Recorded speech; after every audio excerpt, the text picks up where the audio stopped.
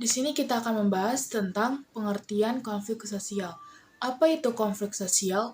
Konflik sosial adalah pertentangan antar anggota masyarakat yang bersifat menyeluruh di dalam kehidupan bermasyarakat. Konflik sosial juga dapat berarti konflik yang terjadi di dalam masyarakat. Misalnya seperti masalah pergaulan, masalah ekonomi, dan masalah komunikasi. Nah, berikut ini adalah faktor-faktor mengapa bisa terjadinya konflik sosial. Nah, salah satunya ini ada yang dinamakan kesalahpahaman. Kesalahpahaman merupakan penyebab utama terjadinya konflik. Nah, kesalahpahaman ini biasa terjadi di dalam sebuah organisasi, di mana biasanya ada anggota yang tidak mengerti akan tugasnya, peran, dan tanggung jawabnya. Sehingga bisa menimbulkan konflik antara anggota dengan anggota lain atau ketua dengan anggotanya tersebut sendiri. Lalu yang kedua ada yang namanya perubahan sosial. Perubahan sosial mampu menyebabkan konflik sosial dikarenakan perubahan yang masuk dalam sistem tatanan kehidupan sosial di satu masyarakat, bertentangan dengan prinsip sosial yang telah ada dari dahulu. Lalu yang ketiga ada perbedaan kebudayaan. Perbedaan kepribadian dari orang perorangan tergantung pula dari pola-pola kebudayaan yang menjadi latar belakang pembentukan serta perkembangan kepribadian, yang sedikit banyak akan mempengaruhi kepribadian seseorang dalam kebudayaan tersebut. Lalu yang keempat atau yang terakhir ada perbedaan kepentingan. Perbedaan kepentingan antara individu maupun kelompok merupakan sumber lain dari pertentangan baik kepentingan ekonomi, politik, dan sebagainya. Baik, di sini saya akan menerangkan apa aja sih contoh dari konflik sosial dan solusi apa aja nih yang dapat menyelesaikan konflik sosial tersebut. Nah, di sini saya mengambil dari contoh peperangan antar suku, tawuran antar pelajar SMA yang sekarang ini sedang marak, dan juga demo mahasiswa atau mahasiswi. Nah, solusi apa sih untuk menyelesaikan permasalahan atau konflik sosial ini? Nah, solusi untuk menyelesaikan masalah ini adalah dengan cara memahami peran diri, memiliki sifat yang mau menerima perbedaan dalam bentuk pendapat ataupun materi lainnya. Nah, individu juga harus bisa menempati perannya dengan baik di berbagai lingkungan. Kita harus bisa menempati diri kita di berbagai lingkungan yang kita tempati. Kita tidak harus menuntut kemauan kita di dalam lingkungan itu, karena perbuatan itu akan menimbulkan atau menjadi pengacu terjadinya sebuah konflik sosial. Nah, konflik sosial juga berdampak loh. Terbagi menjadi dua golongan, yaitu dampak negatif dan dampak positif. Dampak negatif yang pertama adalah dapat memakan korban jiwa. Yang kedua dapat merusak relasi antar manusia. Yang ketiga dapat merusak masa depan. Ini kebanyakan ditemui pada kenakalan remaja. Yang keempat dapat merusak fasilitas umum. Yang ini kebanyakan ditemui pada saat demo. Selain ada dampak negatif, ada juga loh dampak positif dari konflik sosial. Yang pertama, dapat menciptakan integrasi yang harmonis. Yang kedua, dapat memperkuat identitas pihak yang berkonflik. Yang ketiga, dapat membuat kelompok yang baru. Nah, setelah kita mengetahui tentang konflik sosial itu termasuk interaksi sosial loh. Nah, ada juga faktor-faktor yang menyebabkan interaksi sosial.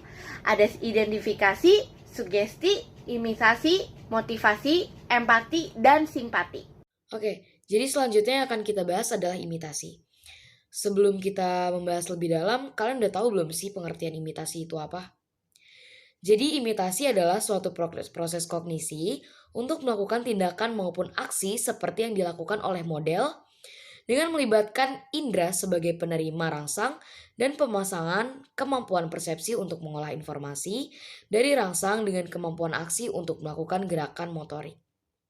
Selain pengertian, ada faktor dari imitasi. Faktor dari imitasi adalah dampak dari pergaulan yang merupakan dorongan untuk cenderung meniru orang lain. Contohnya tuh banyak banget di zaman sekarang ini. Salah satu contohnya seorang remaja yang mengikuti cara berpakaian penyanyi. Selanjutnya ada seorang anak yang meniru gaya berbicara ayah dan ibunya. Dan yang terakhir, sekelompok anak muda yang meniru gaya hidup sehat dari aktor atau aktris. Selain imitasi, kita juga akan membahas sugesti. Jadi sebelumnya pengertian sugesti adalah pemberian pengaruh atau pandangan dari salah satu pihak ke pihak lainnya yang mengakibatkan pihak yang dipengaruhi akan tergerak mengikuti pengaruh atau pandangan tersebut dan menerimanya secara sadar atau tidak sadar tanpa berpikir panjang. Faktor dari sugesti yang utama adalah pengaruh psikis. Dan contoh dari sugesti salah satunya ialah seorang tokoh yang disegani memberikan arahan kepada masyarakat umum agar membuang sampah pada tempatnya. Oke, jadi di sini saya akan menjelaskan definisi dari identifikasi. Identifikasi sendiri memiliki pengertian yaitu mengasosiasikan diri secara erat seperti orang lain atau seorang yang memiliki sifat yang fanatik. Nah, faktornya itu dari mana sih? Nah, faktornya itu dari lingkungan, contohnya seperti pertemanan dan lain sebagainya. Nah, contoh dan solusinya itu apa? Nah, di sini saya akan menjelaskan contohnya terlebih dahulu. Contohnya itu seperti seorang anak yang ingin memiliki sifat yang sama persis dengan idolanya, atau seorang anak yang ingin sekali memiliki barang-barang yang dimiliki oleh idolanya. Nah, untuk solusi apa sih yang harus kita lakukan untuk memecahkan permasalahan interaksi ini? Nah, dengan cara mengidolakan seorang bintang sewajarnya saja dan mengambil hal positif yang diperankan oleh idola yang diidolakan. Nah, dampak dan contoh. Dampaknya itu apa sih dari interaksi identifikasi ini? Nah, dampaknya itu mungkin anak zaman sekarang ini yang sangat fanatik oleh negara luar. Misalnya anak-anak yang suka K-pop, tentunya dia fanatik dengan negara luar sehingga dia melupakan negaranya sendiri. Nah, atau bisa dibilang dengan bukan melupakan tetapi menyudutkan negaranya sendiri. Oke. Contohnya itu anak zaman sekarang yang sangat menyukai K-pop seperti BTS, Blackpink, NCT, dan lain sebagainya. Nah, dari kesimpulan tersebut kita bisa menyimpulkan kita tidak apa jika kita mengidolakan seorang bintang, tetapi kita harus mengidolakannya secara sewajarnya saja. Selanjutnya saya akan menjelaskan tentang definisi dari simpati. Apa sih pengertian dari simpati ini? Simpati merupakan suatu proses di mana seseorang merasa tertarik terhadap pihak lain, sehingga mampu merasakan apa yang dialami, dilakukan, dan diderita orang lain. Faktor-faktor dari simpati ini persepsi seseorang yang melihat orang lain. Nah, contoh dan solusi dari simpati. Contohnya, seseorang merasa iba dan sangat kasihan ketika membaca sebuah berita bencana alam yang memakan korban. Solusinya, orang tersebut memutuskan untuk membantu dengan cara memberikan sumbangan dan juga datang ke lokasi sebagai sukarelawan. Lalu berikutnya dampak dan contohnya.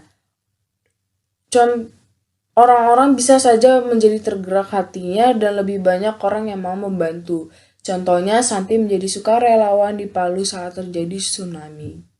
Di sini kita akan membahas tentang empati. Apa sih empati itu? Empati merupakan kemampuan seseorang untuk menyadari perasaan, kehendak, kepentingan, masalah, atau kesusahan yang dirasakan oleh orang lain. Singkatnya, empati adalah ikut merasakan apa yang dirasakan oleh orang lain.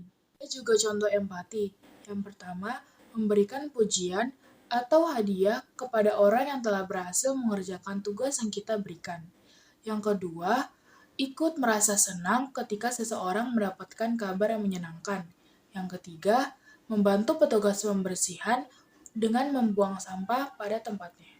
Ada juga yang namanya motivasi. Nah, motivasi ini sendiri adalah sebuah dorongan yang diberikan untuk seseorang agar dia mengingat kembali visi misi yang akan dia capai. Nah, ada juga contohnya, yaitu perjuangan Raden Ayu Kartini dalam memperjuangkan persamaan hak bagi kaum wanita perlu dijadikan contoh dan teladan.